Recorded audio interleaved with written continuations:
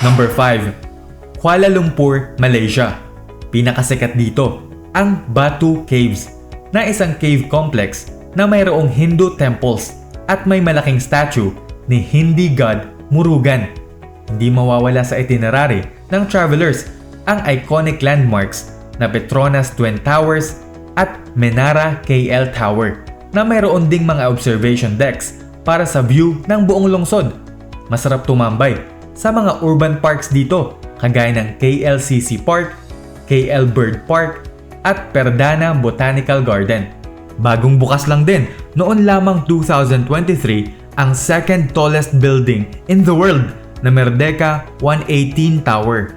Madalas ring pasyalan sa Kuala Lumpur ang Merdeka Square, National Mosque of Malaysia, National Museum of Malaysia, Aquaria KLCC at Sunway Lagoon. Para sa food trip at shopping ay sikat ang Central Market, Jalan Alor Night Market at Petaling Street Market sa Chinatown. Para sa local mall experience ay pwede mo ring pasyalan ang Surya KLCC Mall, The Star Hill at Pavilion Kuala Lumpur. Dapat mong matikman dito ang local food na laksa at char kway teow. 15,000 pesos ang budget para sa 4 days and 3 nights. Number 4. Taipei, Taiwan. Hindi ka nakapunta sa Taiwan kung wala kang picture sa iconic landmark na Taipei 101 na mayroon ding observatory deck para sa 360-degree view ng Taipei. Patok na pasyalan ang mga museums dito kagaya ng National Palace Museum, National Dr. Sun Yat-sen Memorial Hall, Taipei Fine Arts Museum at National Taiwan Museum. Nagagandahan din ang mga historical at cultural sites na Chiang Kai-shek Memorial Hall, Lungshan Temple, Xiangchan Temple, Chiang Kai-shek Shilin Residence at 228 Peace Memorial. Madalas ring puntahan ang iba pang atraksyon kagaya ng Taipei Zoo, Yangmingshan National Park, Huashan 1914 Creative Park, Daan Park at Shifen Waterfall. Para sa shopping at food trip ay patok ang Rauhe Street Night Market, Ningxia Night Market at Shilin Night Market. Dapat mong matikman dito ang beef noodle soup, guabaw at bubble tea.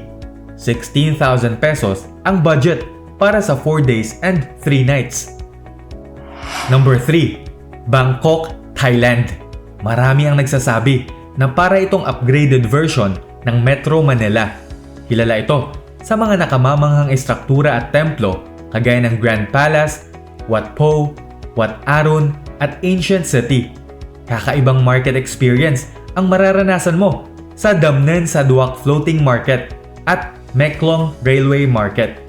Para sa animal lovers ay nariyan ang Safari World Bangkok. Kung hindi ka naman matatakutin ay subukan mong maglakad sa glass floor ng Mahanakon Skywalk. Ang Museum of Contemporary Art at Erawan Museum ay hindi dapat palampasin ng museum enthusiasts. Maganda ring masubukan ang Chao Phraya River Dinner Cruise. Hindi mo rin pwedeng palampasin ang pagkakataon na mag-food trip sa Judd Fairs at Chinatown. Sa mga sunset lovers naman ay maraming rooftop bars kung saan pwedeng mag-chill o pumarty. At kung may budget ka pa para mag-shopping ay mura sa Chatuchak Market at Platinum Fashion Mall. Dapat mong matikman dito ang local street foods na pad thai at mango sticky rice. 15,000 pesos ang budget para sa 4 days and 3 nights. Number 2. Singapore. Paglapag pa lang sa Changi Airport sa Singapore ay mabibighani ka na sa ganda dahil ito ay kilalang best airport in the world at isa na ring tourist attraction. Pinakasikat dito ang Merlion Park na mayroong half lion, half fish statue at ang Marina Bay Sands, Singapore na mayroong 3 konektadong towers. Madalas pasyalan dito ang Gardens by the Bay, Cloud Forest, Singapore Botanic Gardens, National Museum of Singapore, Madame Tussauds Singapore at Resorts World Sentosa. Dinarayo rin dito ang theme parks na Universal Studios Singapore, Adventure Cove Water Park at Sea Aquarium. Para naman sa wildlife experience ay mayroong Singapore Zoo, at night safari. Maganda ring maglakad-lakad sa Chinatown at Little India para sa temples, shops, restaurants at street foods.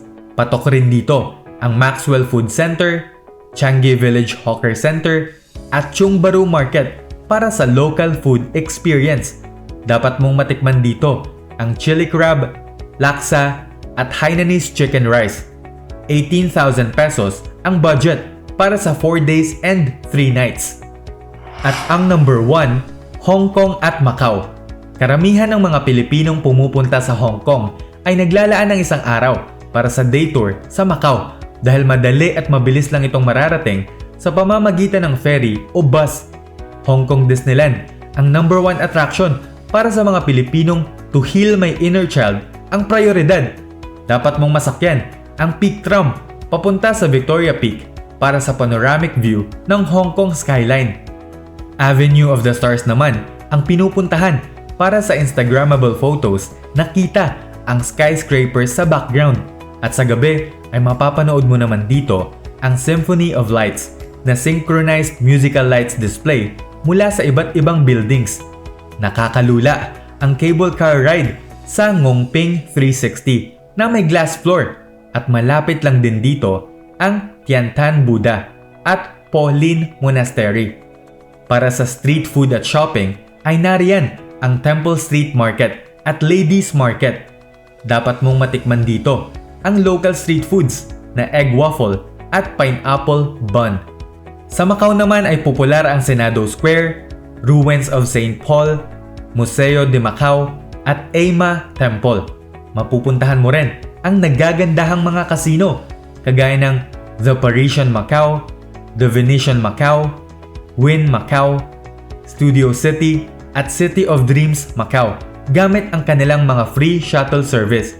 Dapat mong matikman dito ang local street food na pork chop bun at dessert na serradura. 17,000 pesos ang budget para sa 4 days and 3 nights sa Hong Kong at Macau. Talaga namang nakamamangha ang ma-experience at makita ang mga lugar sa ibang bansa. Alin sa mga ito ang gusto mong puntahan? Aabangan namin ang sagot mo sa comment section. Karagdagang tip, tuwing may international travel ay hindi na kailangang magdala ng pera ng kahit anong currency.